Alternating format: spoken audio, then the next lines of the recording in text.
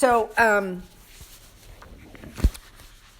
this is a ancient Buddhist practice, Tibetan Buddhist practice that was developed in the 11th century, actually by a Buddhist, a female Lama named Machig Labdrung. And there's a woman today who lives in Colorado. Her name's Lama Tsultrim Allione, and a very cool lady. And she has rejuvenated the process and modernized it and calls it feeding your demons. And I'm going to record what we're doing today so that you guys can have access to it. It's also available on YouTube. And this is a practice that can be done on all kinds of different issues. It's part of my spiritual practice today. So what the idea is that we are, instead of trying to make things go away or kill them or cut them, or which is kind of very masculine practices that most of us do, we want to make things go away. This is a very feminine practice which actually addresses the deepest need of the issue, so that the issue itself is transformed. And kind of like we say, once you're a pickle, you'll never be a cucumber again. Once garbage becomes compost, once transformation happens, things are different on the other side, and they don't come back. So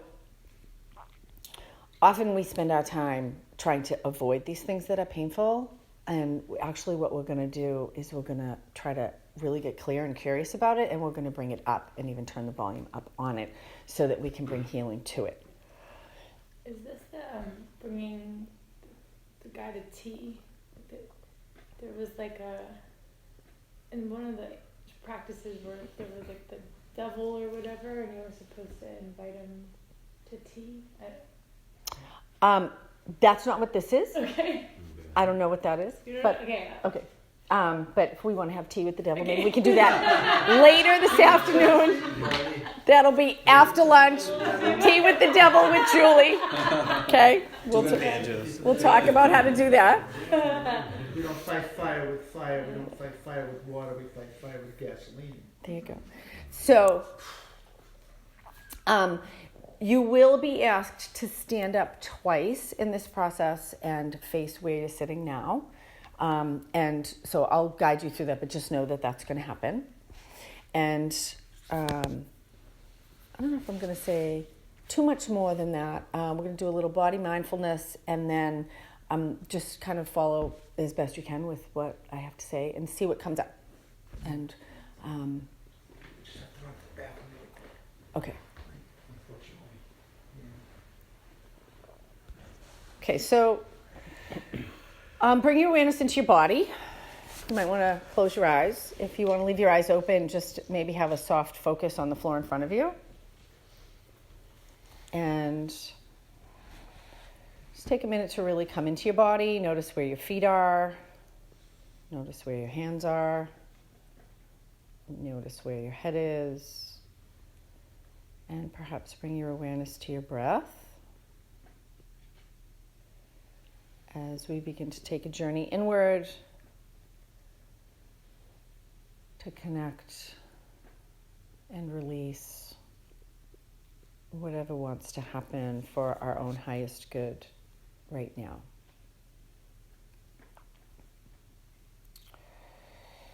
And in the Buddhist tradition, it's suggested to generate a heartfelt intention to do this practice for the benefit of ourselves and all beings. So you might want to take a moment and just generate a heartfelt intention that this practice benefits yourself and all beings.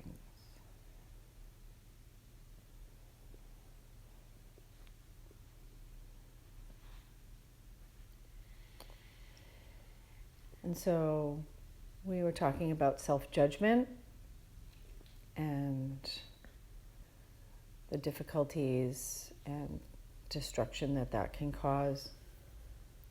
And so I'm wondering if you can sense or feel or imagine how you experience self-judgment in your body. where does self-judgment live in your body? You might want to take a moment and really open your inner senses of sight and sound, taste, touch, smell, instinct, and intuition, just allowing those all to open quite widely. This is a different way of knowing. So see if you can notice where self-judgment lives in your body. Is it in your head, in your neck, shoulders, belly, chest? And how you experience it. Does it have a voice? Does it have a shape, a color, a texture? If you were going to give it a shape or a color or a texture or a temperature, it doesn't have to make any sense. Just really noticing where the judgment lives. If it's more on the left or more on the right, is it in the center, in the front or the back? What's its density? Is it like a gas or a liquid or a solid?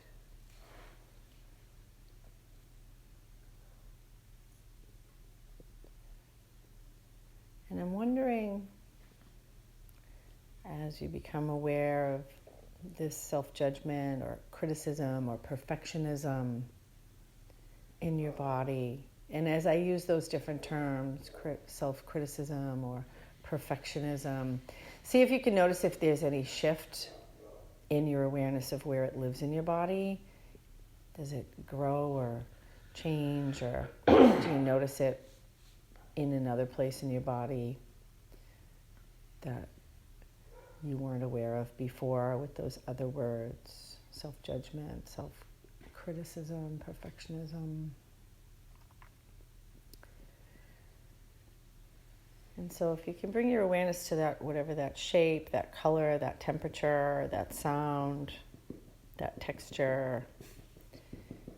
And I wonder if you could sense or feel or imagine that you could move that energy of perfectionism or self-judgment out of your body, and that it could personify itself with limbs and a head and face in front of you.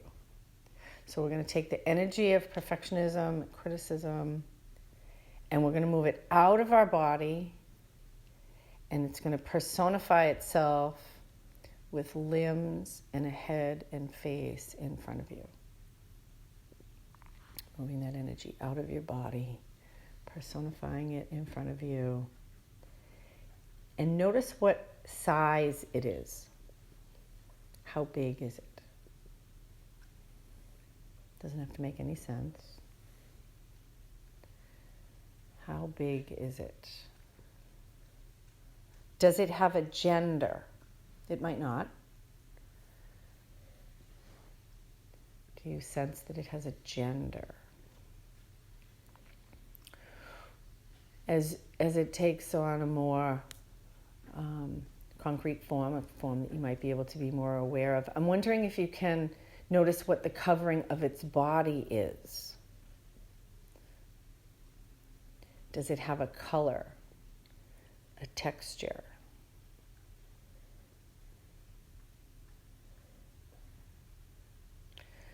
What's its character or personality like?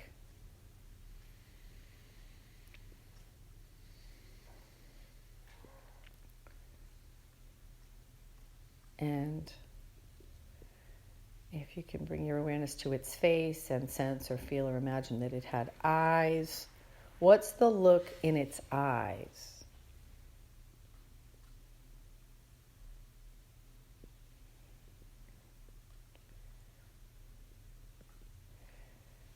And see if you can notice something about it that you haven't noticed before. Noticing something about it that you haven't noticed before.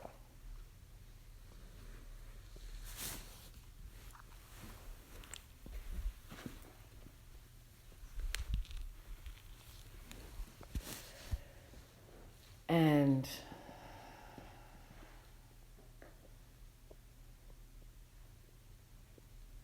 so we're going to ask it some questions, and you don't need to ask the questions now, but I'm going to tell you what they are.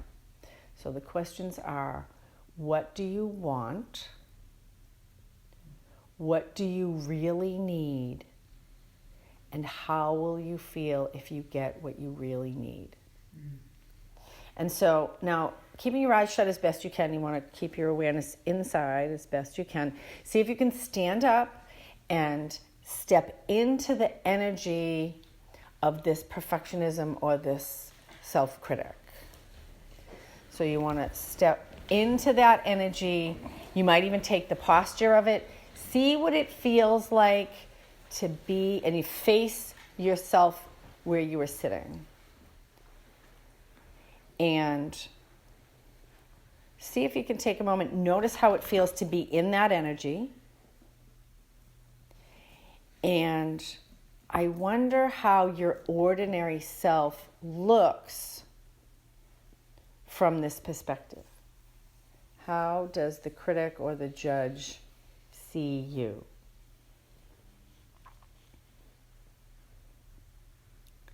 And now I'm going to give you these questions, and as best you can, answering them as if you were the judge or critic. Doesn't have to make any sense, just whatever comes up.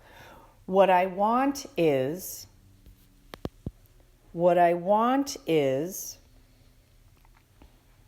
see if you can complete that sentence.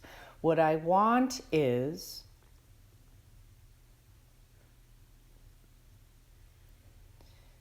and the second question is, what I really need is. This is the deepest, most authentic need of the judge or critic. What I most authentically need is. See if you can complete that sentence. What I really need is.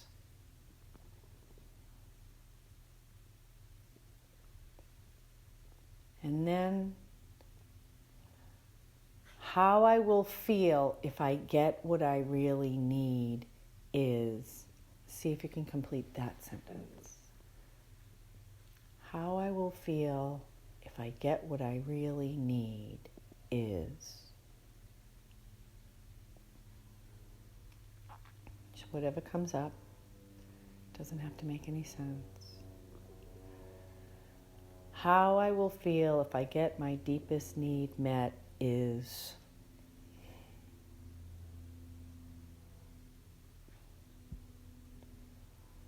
And when you're ready, carefully come back, step out of that energy, come back and sit where you were, back into your own energy on the chair or couch.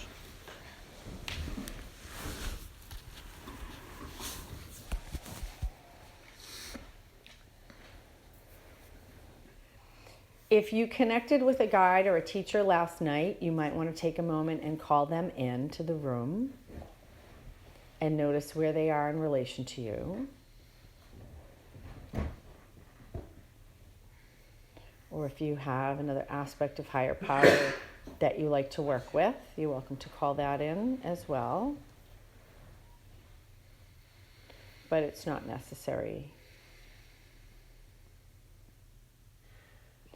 And I wonder if you can sense or feel or imagine that this guide or teacher or yourself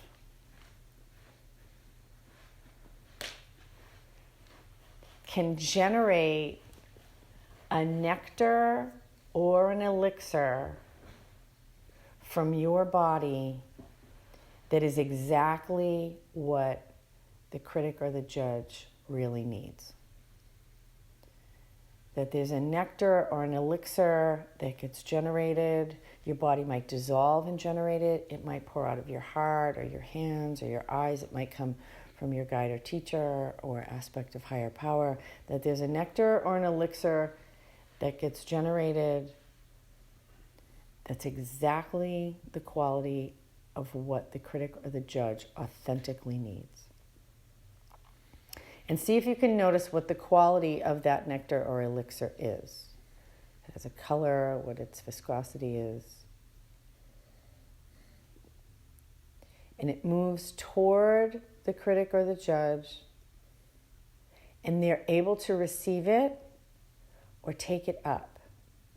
They might drink it or eat it. It might absorb through the covering of their body or be poured over them or into the top of their head. How are they able to receive this which they actually authentically need? And there's an infinite supply of exactly what they really need. So noticing how they take it up, how they take it in, how they receive it, the quality of exactly what they really need. And they can receive this to their complete satisfaction. To drink or eat or receive to their complete satisfaction exactly what they really need. Infinite supply. And as they are able to receive this, as they are able to uptake exactly what they really need, notice what happens to them.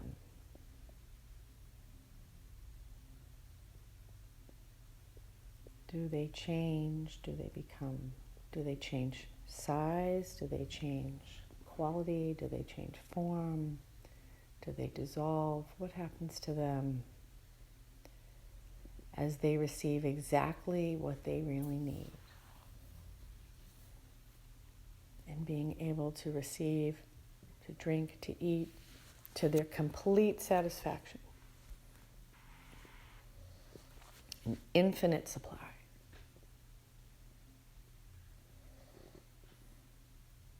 Noticing what's happening.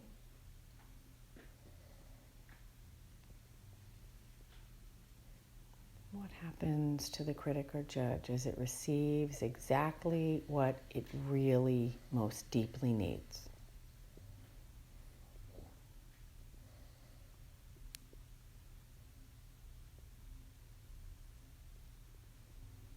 And as it becomes satiated or satisfied, again, there's an infinite supply. Noticing what happens as it becomes satisfied, as it fully takes in exactly what it really needs. And what happens to its form.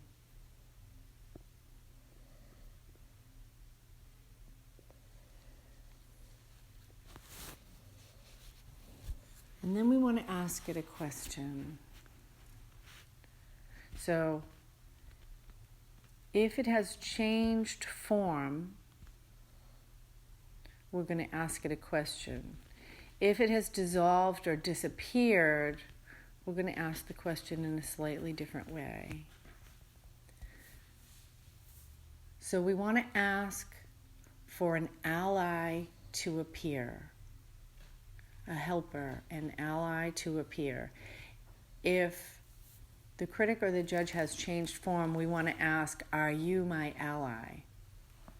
And if it's not, we can just let the nectar take it to the place of its own evolution.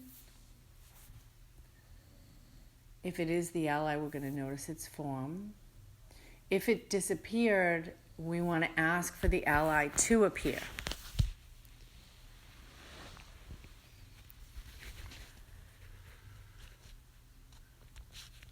And when the ally comes, we want to notice what its form is.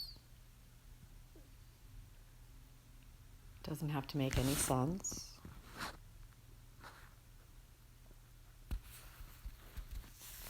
And so you might notice the size of the ally or the transformed critic. You might notice if it has a gender, the gender might have changed.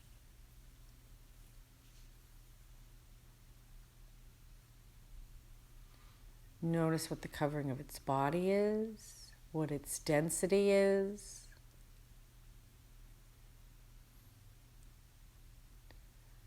What's its character or personality like? What's the character or personality of the ally, the helper? And what's the look in its eyes?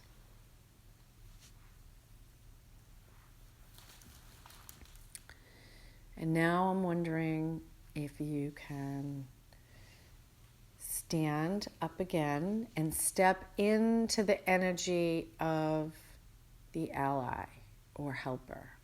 So see if you can stand up and step into the energy of the ally or helper and face where you're sitting and notice what it feels like to be in the energy of the ally. And also notice how the ally sees you.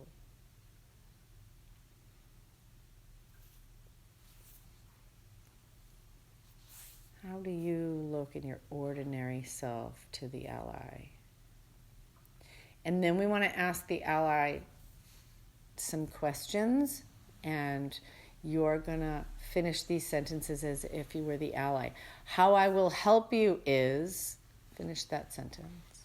How I will help you is, or I will help you by, I will help you by.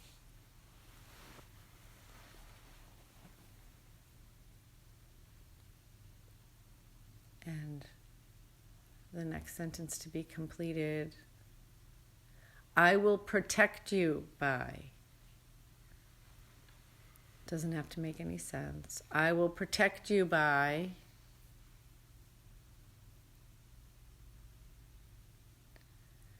The ally makes a pledge to you. My pledge or vow to you is, I pledge to fill in the blanks. Or I vow I will blank. What's the pledge or vow the ally makes to you? And how you can connect with me is, and finish that sentence. You can connect with me by,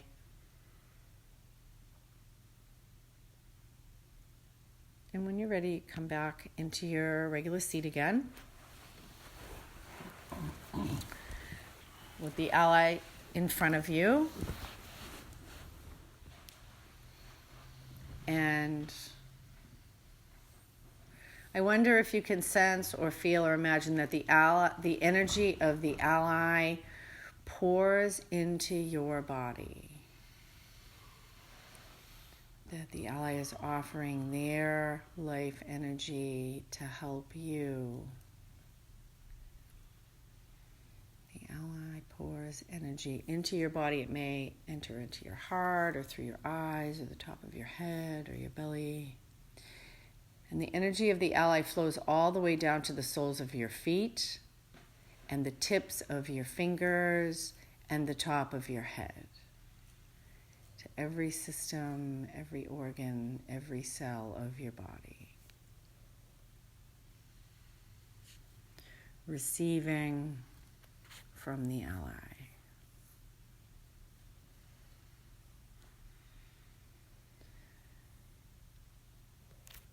And perhaps you can sense or feel or imagine that the ally dissolves into light, and that light pours into your body, integrating and infiltrating every cell, illuminating,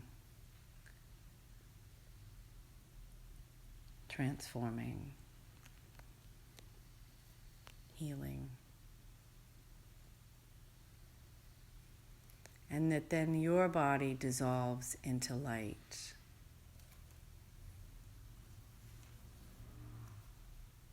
And you might notice if there's a color light that your body dissolves into. And you can rest a moment in stillness.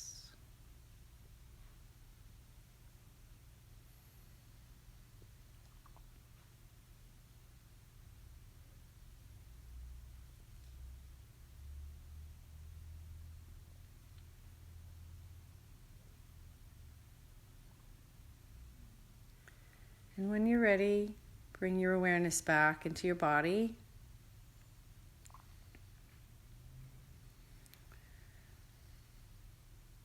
And it might be helpful to write down your experience in your journal if you choose to do that.